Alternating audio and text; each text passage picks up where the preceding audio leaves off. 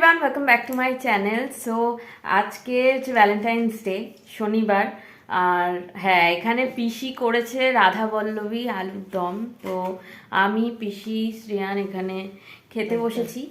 কারণ কালকে আমরা বেরোবো রবিবার দিন। কালকে রবিবার, তো আমরা অনেক আগে থেকে ঠিক করে রেখেছিলাম, একটা ট্রিপ প্ল্যান ছিল গনগনি বেসিক্যালি, মেদিনীপুরের দিকে। তো ওই জন্য কালকে বেরিয়ে যেতে হবে। কালকে কি মানে ও ভোর ভোর সব বেরিয়ে যেতে হবে, 3:30 তো উঠতে হবে, 4:30টার মধ্যে বাড়ি থেকে বাইক নিয়ে বেরিয়ে যাব। দেখা যাক, এখন ইচ্ছে আছে বাইক ওখানে পার্কিং করে দেন ট্রেন ধরে যাওয়ার। বাট যা করবো তোমাদের সাথে শেয়ার করবো।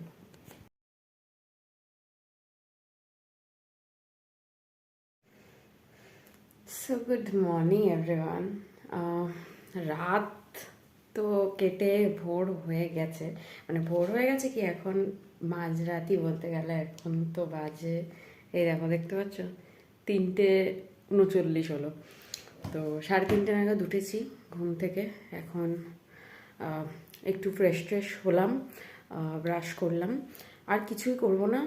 ড্রেস পরবো, রেডি হবো, কিছু খাবো না। এত ভোরবেলা তো, এত সকালবেলা কিছু খেতে ইচ্ছে করে না। তো মানে হিসেব মতন রাত্রিবেলায় এখন রাতে খেয়ে দিয়ে ঘুমোলাম। তো এখন আর কিছু খেতে ইচ্ছে করছে না। এখন সোজা বেরিয়ে যাব।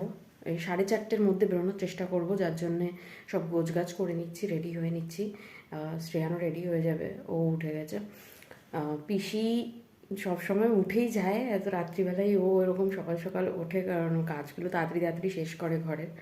তো ও উঠে গেছে, ও সব ওইদিকে অ্যারেঞ্জমেন্ট সব করছে আমরা বেরোবো বলে।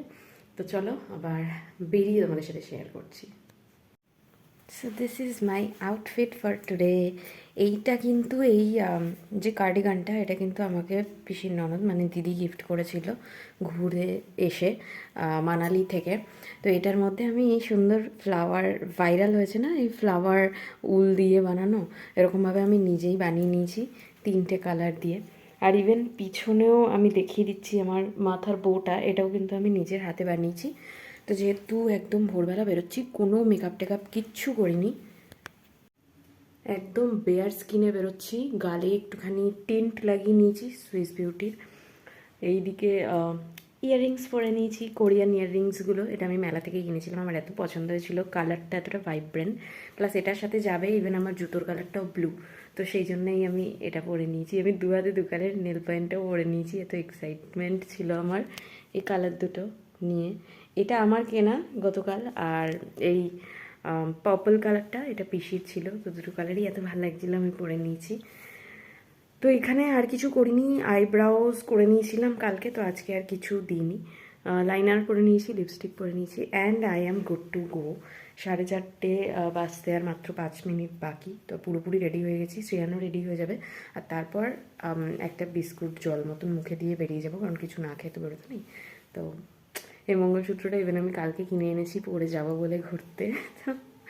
তো চলো এবার বেরোই। আর সুচিরাও যেহেতু আমাদের সাথে যাচ্ছে, তো সুচিদেরও ফোন করি, এক জায়গায় মিট করব, বাইকটাকে রাখবো, অ্যান্ড দেন একসাথে আমরা ক্যাবে করে সাঁতরাগাছি যাব।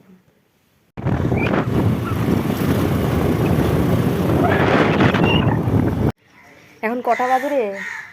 5:09। হ্যাঁ, 5:10 মতন প্রায় বাজে। চুলের কি অবস্থা, হেলমেট পরে স্টাইল করা যায় না।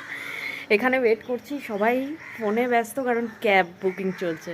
উবের, ওলা, যাত্রী সাথী কোনো কিছু বাদ দেওয়া হচ্ছে না, ট্রাই করা হচ্ছে। বাট ওলা ছাড়া আর কেউ নিচ্ছেই না, মানে ওলাতে 400 টাকার কাছাকাছি দেখাচ্ছে, ও তাও নিয়ে নিচ্ছে।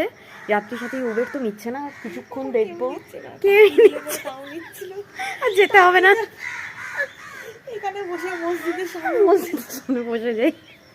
কিন্তু এখন দেখি কোনটা কি নেয়, একটু এক্সট্রা টাকা দিতে হলে দিয়ে চলে যাব আর কি, কিন্তু দেরি করা যাবে না বেশি। 20 টাকা অ্যাড করলাম আমি। হ্যাঁ কর, এমনিও বেশি তাড়াতাড়ি চলে গেলে একটু বসবো, তাও ঠিক আছে, নাহলে দৌড়ি করতে হবে। হ্যাঁ, রিলস করবো ট্রেনে ট্রেনে, আমার সব রেডি সেভ কর। চুলটা দেখ মারতে মারতে ওরা বাধা করতে। এই সেই লকডাউনের সময় ছিল না, আরে জানি, ওটাই বলছি, ওকে এরকম ছিল। তো ফাইনালি 10 মিনিট ধরে ট্রাই করার পর ওলাতে আমরা টাকি স্কুলের সামনে থেকে ক্যাব পেয়ে গেছিলাম। 450 টাকা মতন পড়েছিল ভোরবেলা, আর সেটাই পড়া স্বাভাবিক। তো যাই হোক, আমরা সাঁতরাগাছি কিন্তু ঢুকে গেছিলাম জাস্ট ওই আধ ঘন্টার মধ্যেই, তখনও 6টা বাজেও নি। তো আমরা সাঁতরাগাছি স্টেশন ঢুকে গেছি, এখনো 6টা বাজেনি না, না 6টা বাজেওনি, এখনো চলে এসেছি। তারপর ভেতরে গিয়ে আস্তে আস্তে প্ল্যাটফর্মে গিয়ে দাঁড়াই। গেল লোকে একটুখানি করতে পারবে কাজ, কিন্তু জল দিতে পারবে না। দেখ ওকে গোছানোর জন্য ব্যাগটা গোছানোর জন্য বললো স্টাইল লাগবে খুব দেখতে। নাও নাও স্টাইল লাগবে করে দিতে পারে সব জায়গায়। হ্যাঁ এইরকম করে দিলে তাহলে কি হবে, বয়স্ক হ্যাঁ, বয়স্ক লোকেদের সব থেকে বেশি সুবিধা ভালো। উঠতে। যথেষ্ট গ্রিপ আছে, ভালোই তো grip আছে। দেখ দেখ দেখ ওকে দেখ দেখ দেখ একবার, কি দরকার ছিল তোর সকাল সকাল আরাম করে, দৌড়াও দেখি, এদিকে আসো দেখি। আরাম করে সকাল যদি সকাল by chance গড়িয়ে পড়ে যায়, আমার উপর পড়বে, আমাকে সবাই নিয়ে পড়বে। পড়বে। বোলিং এর মতো হয়ে যাবে। আমরা বোলিং কুইন ও বোলিং বল।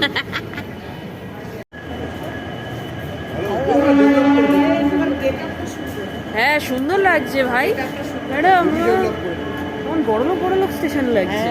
গেটআপটা সুন্দর, এই যে দেখ এই জায়গাটা মনে হচ্ছে যেন সেই মানে এরকম লোহা। হ্যাঁ হ্যাঁ ওরকমই লাগছে, ভালো লাগছে এসে এখানে বেশ, মানে কলকাতা স্টেশনের থেকে তো আমার বেটার লাগলো, অনেক বেটার। কলকাতা থেকে অনেক ভালো। সকাল 6:30 রূপসী বাংলায় করে কিন্তু আমরা যাচ্ছিলাম গড়বেতা স্টেশন। ট্রেন একদম রাইট টাইমেই ছিল, আর আমরা টিকিট আগে থেকেই আইআরসিটিসিতে রিজার্ভ করে রেখেছিলাম 110 টাকা দিয়ে চেয়ার কার।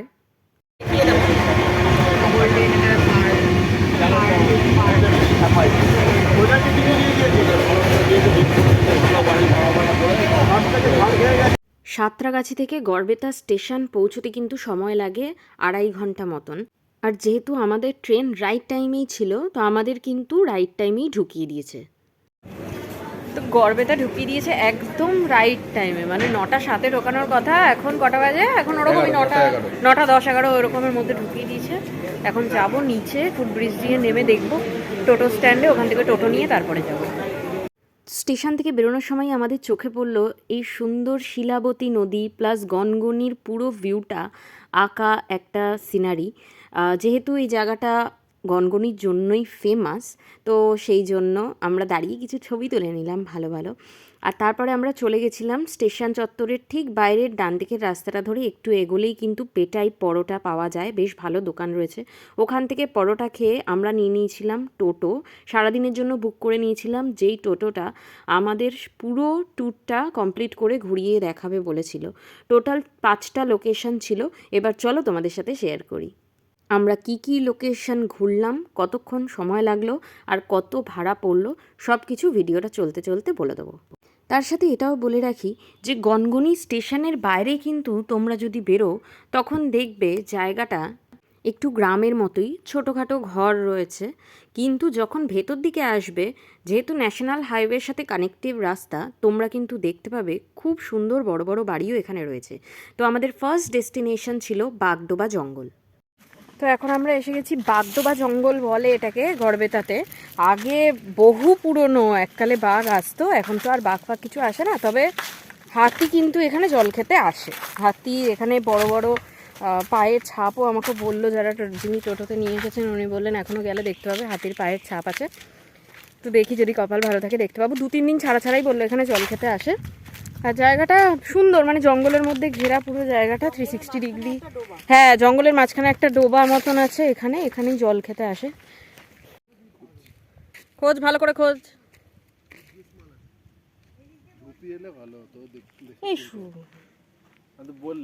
এখান থেকেও নামবো? ও ওই তো নামার জায়গা আছে। কি করে বুঝলে? এটা 15 থেকে 16 ফুট, মানে আমাদের অনেকগুলো দেখেছি।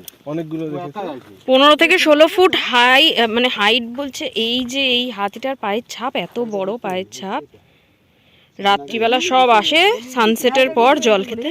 এটা নয়, এটা মোটামুটি 15 দিন হয়ে গেছে তখন ছিলাম। এইটা দেখি যে এটা একটা কাজ করো তুমি, এটা রাত্রিতে থাকো 3-4 দিন, তাহলে হাতি দেখতে পাবে। হ্যাঁ আরামসে থাকা যাবে কাকা রাত্রিতে। হ্যাঁ হাতি ছাড়া আরো অনেক কিছু আছে। কি আছে? ওটাও আছে নিশ্চয়ই, ভেতরে আছে। কোন ভেতরে? আরো ডিপ জঙ্গলে। ওইটা হচ্ছে মিডল জঙ্গল, 1/2 কিলোমিটার যেতে হবে। 1/2 কিলোমিটার বেশি। একটা পুকুর আছে এরকম টাইপের। তো টোটোর দাদা আমাদের বলছিলেন এখান থেকে 1/2 কিলোমিটার গেলেই কিন্তু একটা পুকুর রয়েছে, যেখানে গেলে নিশ্চয়ই হাতির দেখা পাওয়া যায়, কিন্তু ওই জায়গাটা বন্য দপ্তর থেকে পুরোপুরি বন্ধ, জনসাধারণের জন্য ওখানে যাওয়া যায় না। তো ওখান থেকে বেরিয়ে ন্যাশনাল হাইওয়ে ধরে আমরা কানেক্টিভ রোড হয়ে 6 কিলোমিটার দূর যাচ্ছিলাম। 15 মিনিট সময় লাগে টোটোতে আমাদের নেক্সট ডেস্টিনেশন, যেখানে ছিল 12 শিবের মন্দির। এখন ওই 10:40 মতো বাজে। আমাদের ফার্স্ট স্পট তো ঘোরা হয়ে গেল বাগডোবা জঙ্গল। এখন আমরা যাচ্ছি 12 শিব মন্দির। এখান থেকে খুব বেশি দূর না, হাইওয়ে দিয়েই যাচ্ছি।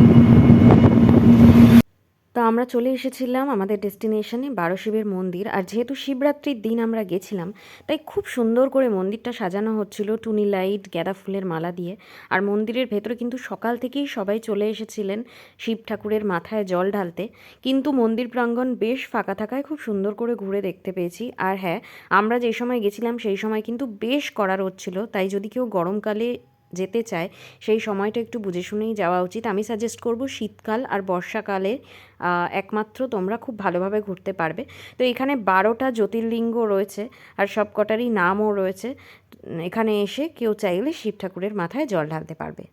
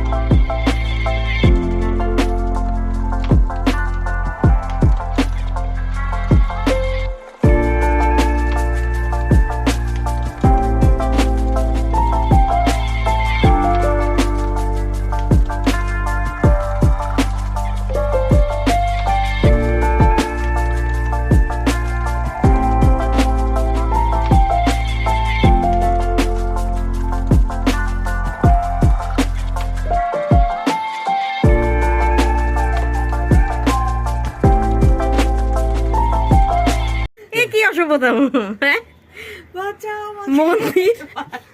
মন্দির প্রাঙ্গণে এসে অসভ্যতাম আটকে দিয়ে গেলাম। যা জেলে বন্দি, যা পুকুরে গিয়ে দেহ। শিবরাত্রির দিন শিবের মাথায় জল ঢালার বাড়ি শিব মন্দির ঘুরতে এসেছি। এই দেহ নির্বাসনে কি একটা আছে না? হ্যাঁ, আয় চলে আয়, নাটক না করে আয়। এখানে কি করা যায় কোনো? আর যেখানেই যাই সেখানে গিয়ে সেখানকার মিষ্টি কিন্তু আমরা সবাই ট্রাই করি একটু। তো আমরা টোটোর দাদাকে বলেছিলাম একটু ভালো দোকানে নিয়ে চলো, মিষ্টি ট্রাই করব। জনপ্রিয় মিষ্টান্ন ভাণ্ডার বলে একটা দোকানের কাছে এনেছিল, আর সত্যি মিষ্টিগুলো ভীষণ ভালো ছিল। আমরা নলেন গুড়ের রসগোল্লা আর কালোজাম ট্রাই করেছিলাম, ওখান থেকে জিরা সোডা কিনে নিয়েছিলাম। আর আনফর্চুনেটলি রাজীবদার আগের দিন হাতটা কেটে গেছিলো একটু ঘড়িতে লেগে, তো সেই জন্য বলছিল, ভয় পাচ্ছিল যে টিটেনাস নিয়ে নেবে কি না। তো এখানে একটা ভালো ওষুধের দোকানে গেল আর কথা বললো দোকানদারের সাথে। তো দোকানদার বলল যে টিটেনাস নিয়ে নিতে, তো দাদা টিটেনাস নিয়ে নিল। আর ওখানে টিটেনাসও অনেক সস্তা, মানে আমাদের এখানে তো 50 টাকার নিচে নেয় না, ওখানে 20 টাকা না 30 টাকা মতো নিয়েছিল। আর খুব ভালো হাত ছিল কাকুটার। তো ওখান থেকে টিটেনাস নিয়ে তারপরে আমরা আমাদের নেক্সট ডেস্টিনেশনে চলে গেছিলাম, যেটা ছিল সর্বমঙ্গলা মায়ের মন্দির। আর এখানকার গর্ভগৃহ মন্দিরটা ভীষণ সুন্দর, কিন্তু গর্ভগৃহের ভেতরে কিন্তু কোনো রকমভাবেই ক্যামেরা অ্যালাউড নয়। তো আমি ভিডিওটা তোমাদের সাথে শেয়ার করতে পারিনি, কিন্তু একটা জিনিস আমি দেখিয়ে রাখছি তোমাদের। এইখানে যেই বলির হাঁড়িকাঠটা দেখতে পাচ্ছ, এখানে কিন্তু আগে নরবলি হতো আর এই বেদিতে এনে বেঁধে রাখা হতো। এরপর আমাদের নেক্সট ডেস্টিনেশন ছিল শ্রী শ্রী ভদ্রকালী আর শৈলেশ্বর শিব মন্দির। আর রাস্তায় পড়ে গেছিলো এই চামুন্ডা কালী মন্দির। এখানে হাঁড়িকাঠটা দেখো খুব সুন্দর দেখতে ছিল, কিন্তু এখানে শুধু পাঠা বলিই হয়। এছাড়াও এখানে আকুর শিব মন্দিরও রয়েছে, তো যারা যারা যেতে চাও সেখানেও যেতে পারো। আমরা আর ওখানে যাইনি, কারণ অনেক দেরি হয়ে যাচ্ছিল। তো আমরা গনগনি যাওয়ার উদ্দেশ্যেই মেন যেহেতু এসেছিলাম, তাই শৈলেশ্বর শিব মন্দির ঘুরে আমরা চলে গেছিলাম সোজা গনগনি। তবে বলে রাখি, এখানকার পরিবেশ এত সুন্দর ও পরিষ্কার পরিচ্ছন্ন, যেহেতু গনগনি পিকনিক স্পট হিসেবেই সবাই আসে, তাই এই জায়গাগুলো কিন্তু প্রত্যেকে ঘুরে দেখো, আমি রেকমেন্ড করব। বাগানটা দেখো খুব সুন্দর, পিটুনিয়াম, টোরেনিয়াম, বিভিন্ন ফুলে সাজানো, কত সুন্দর সুন্দর বড় বড় গাঁদা ফুল হয়েছে, গোলাপ ফুলের বাগান রয়েছে। আর খুব সুন্দরভাবে মন্দির প্রাঙ্গণটাকে মেনটেন করা। এখানে কিন্তু ভদ্রকালী মায়ের মূর্তি রয়েছে খুব সুন্দর, আর বাবা শৈলেশ্বর শিব ঠাকুরেরও খুব সুন্দর একটা মূর্তি রয়েছে, সংকটমোচন হনুমানেরও এখানে একটা মন্দির কিন্তু রয়েছে। আর এখান থেকে গনগনির ব্যাক সাইডের যে ভিউটা সব থেকে সুন্দর করে দেখা যায়, তাই কেউ যদি চাও ওখানে দাঁড়িয়ে পিকচার্স ক্লিক করে নিতে পারো। আর এই মন্দিরের টাইমিং কিন্তু ভোর 5:30 থেকে সন্ধে 7:30 পর্যন্ত জনসাধারণের জন্য এই মন্দির ওপেন থাকে।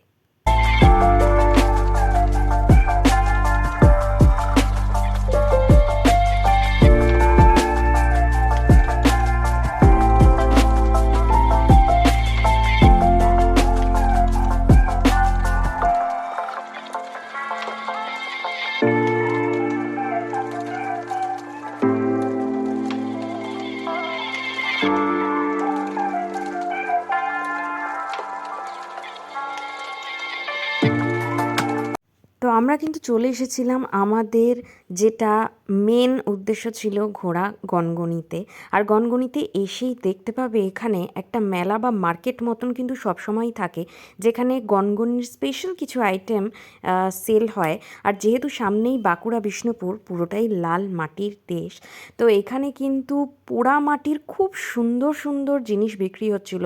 সেটা খেলনাই বলো, কানের দুল, গলার হারের সেট বলো, মাথার খোপার কাটা বা ঠাকুরের সুন্দর সুন্দর মূর্তি। তো এখান থেকে কিন্তু আমি বেশ কয়েকটা জিনিস কিনে নিয়েছিলাম, কিছু হারের সেট, কিছু কানের দুল, আর রাধাকৃষ্ণের খুব সুন্দর একটা মূর্তি আমার কেনার অনেক দিনের শখ ছিল। প্লাস এইটা কিন্তু আমরা বোনার জন্য কিনে নিয়েছিলাম। জিনিসটা বেশ নতুনত্ব আর অ্যাফোর্ডেবলও, ওখানে সব কিছুরই দাম খুব অ্যাফোর্ডেবল, 50 থেকে 100 টাকার মধ্যে বেশ সুন্দর সুন্দর জিনিস পেয়ে যাবে। আমরা এখানকারই একটা হোটেল থেকে টোটো দাদার সাজেস্ট করা নিয়েছিলাম ভাত, ডাল, আলু ভাজা, আলু পোস্ত, চিকেন থালি আর ডিমের অমলেট। বেশ ভালো খাওয়া দাওয়া হয়েছিল, 120 টাকায় পেট ভরে কিন্তু আমরা খেয়েছিলাম। তো আমরা এখন চলে এসেছি আমাদের মেন স্পট যেটা ঘুরতে এসেছি, গনগনি। ভীষণ সুন্দর জায়গা, চারিদিকটা 360 ডিগ্রি ভিউ তোমাদের সাথে শেয়ার করবো নিচে নেমে। এখানে প্রচুর সিঁড়ি আছে, বাট প্রচুর না, মানে আছে সিঁড়ি, তো বেশ চওড়া চওড়া সিঁড়িগুলো। একটু হাঁটা রাস্তা, নামতে কোনো কষ্ট নেই, বাট ওঠার সময় কষ্ট হবে, বিশেষ করে যা রোদের তাপ। এখন ওই 3টে মতো বাজে, বাট তাও মানে দুপুরবেলা 1টা-12টার সময় যে তাপটা ছিল ওই তাপটা তো পাইনি। খাওয়া দাওয়া করলাম, লাঞ্চ করেই আমরা চলে এসেছি এখানে। এখানে যেই নদীটা রয়েছে সেটার নাম কিন্তু শিলাবতী নদী, বা এখানকার লোকাল লোকেরা শিলাই নদীও বলে। আর এই নদীর 1000 বছর ধরে ধ্বংসের কারণে কিন্তু এই ন্যাচারাল গ্র্যান্ড ক্যানিয়নটা তৈরি হয়েছে পশ্চিম মেদিনীপুরের গড়বেতায়, যেটা গনগনি নামে সুপরিচিত সবার কাছে। খুব সুন্দর ট্যুরিস্ট স্পট। আর হ্যাঁ, এখানে ওঠাটা কিন্তু রিস্কি, কারণ প্রচুর বালি ক্ষয় হয়ে হয়ে পড়ে যায়। তো যদি কেউ এখানে আসো তাহলে অতি অবশ্যই ভালো জুতো পরে এসো, যেই জুতোয় ভালো গ্রিপ রয়েছে, আদারওয়াইজ ওপর দিকে উঠতে পারবে না। যতটা সম্ভব আমরা ওপর দিকে ওঠার চেষ্টা করেছি, আর তোমাদের সাথে পুরো জায়গাটার খুব সুন্দর 360 ভিউ শেয়ার করে দেওয়ার চেষ্টা করেছি। তো তোমরা দেখতে থাকো।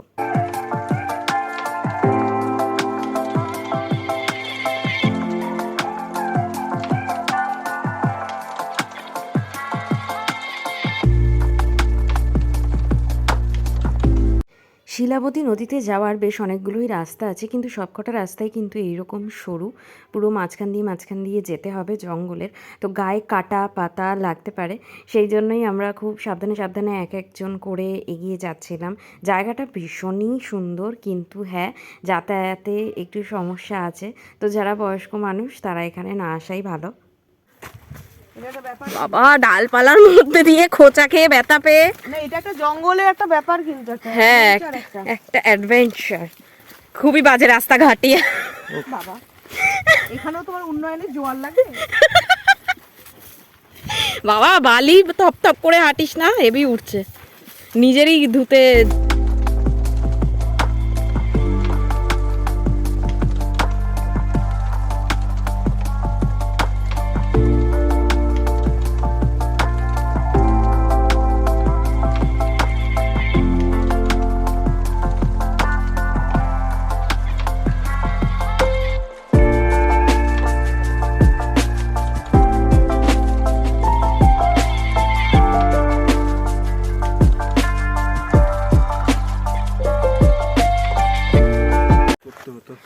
এই রাস্তাটা দিয়ে এলাম এখন, নদী, শিলাবতী নদীর রাস্তাটা। এখন ওপরে উঠবো, তুই আগে ওঠ, তারপর আমাকে হাত ধরে টান। এই জায়গাটা অনেক উঁচু, চড়াই জায়গা। ছি বাবা, আমার মুখে। হ্যাঁ হ্যাঁ, ওটা রেখে দে, আমি ঢুকে নিচ্ছি ব্যাগে। চ। হ্যাঁ হ্যাঁ। এখানে খুব সুন্দর একটা ফটোগ্রাফি স্পট আমরা পেয়ে গেছিলাম, আর সুচি তো যেতেই চাইছিল, এবার স্বাভাবিক আমাদেরও যেতেই হবে। তো মানে এতটাই খাড়া উঁচু ছিল যে শ্রেয়ান আর রাজীবদার হাত ধরে টেনে টেনে উঠতে হয়েছে, নামতে হয়েছে। বাট ভিউটা এখান থেকে সত্যি জাস্ট অসাধারণ ছিল। টোটাল উঠতে নামতে মোটামুটি আমরা ওই 40-45 মিনিট মতন সময় নিয়েছিলাম। তারপর ওখান থেকে 70-75টা সিঁড়ি পেরিয়ে আমরা চলে গেছিলাম watch tower. By the way, এখানে কিন্তু একটা কটেজ আছে যেখানে চাইলে সবাই নাইট স্টে করতে পারে। তো দেখতেও বেশ ভালো লাগে, যেহেতু ভিউ পয়েন্ট গনগনি খুব কাছেই, তো গনগনিটা দেখতে খুব সুন্দর লাগে এখান থেকে। আর ওয়াচ টাওয়ারের দিকেই যাব বলে আমরা কিন্তু টিকিট কেটে নিয়েছিলাম, 5 টাকা পার হেড টিকিট। তার আগে দেখছিলাম যে এখানে যেহেতু শীতকালটা মাত্র কাটছে, তো খুব সুন্দর গাঁদা ফুল, ডালিয়া, চন্দ্রমল্লিকা ফুল দিয়ে বাগান বানিয়ে রেখেছে। রোজও ছিল অফকোর্স, ভীষণ সুন্দর লাগছিল দেখতে।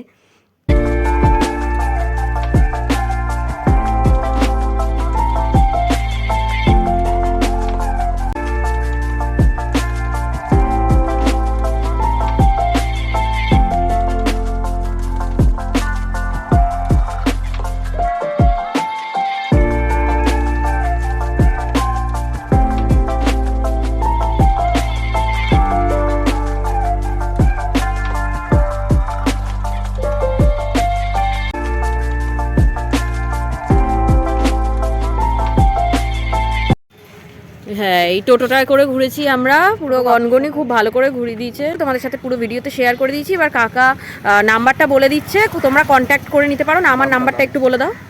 9932 094530। হ্যাঁ, নামটা বলে দাও। বামা। হ্যাঁ, তো যারা আসতে চাও তারা কাকার সাথে কন্ট্যাক্ট করে নিও।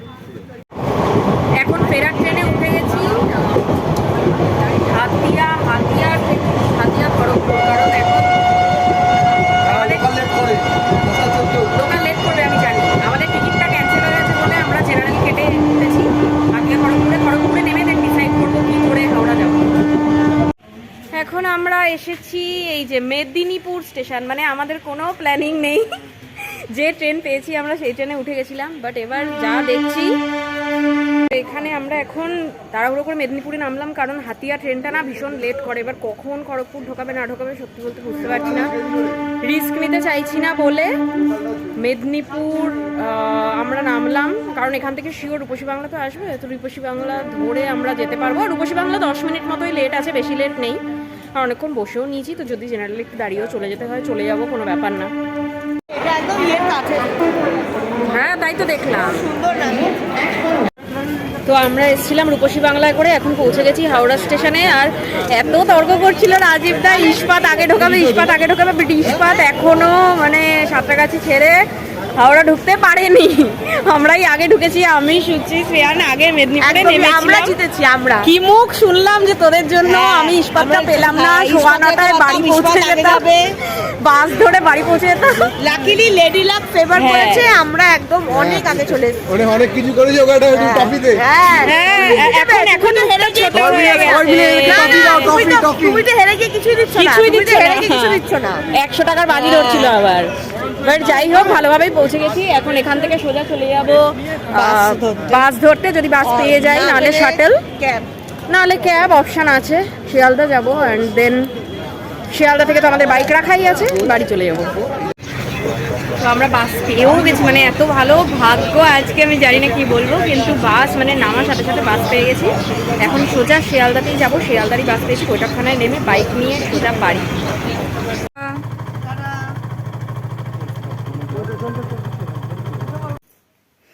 তো ফাইনালি সারাদিনের জার্নির পর বাড়ি, ব্যাক অ্যাট হোম। পিসির বাড়িতে এমনিও 1 সপ্তাহ থেকে তারপরে ঘুরতে গেছিলাম, ওখান থেকে এখানে আর আসিনি, আসার কথা ছিল। বাট তারপরে আমি ওকে বললাম যে অ্যাকচুয়ালি যেহেতু ভোর ভোর বেরোতে হবে 3:30-র সময়, আর পিসির বাড়ি থেকে বেরোলে আর কি আমাদের কি ডিস্টেন্সটা কম হয় আর কি, তো সেই জন্য পিসির বাড়িতেই ছিলাম। তো আশা করি আজকের ভিডিওটা সবার ভালো লেগেছে, সবার সাথে শেয়ার করে দিলাম আমরা গনগনিতে গিয়ে, মানে শুধু গনগনি না বাট আরও কী কী দেখেছি, কোন কোন ভালো স্পটস আছে। তো ভিডিওটা ভালো লাগলে please like, share and subscribe to my channel. দেখা হচ্ছে তোমাদের সাথে নেক্সট ভিডিওতে। Till then take care.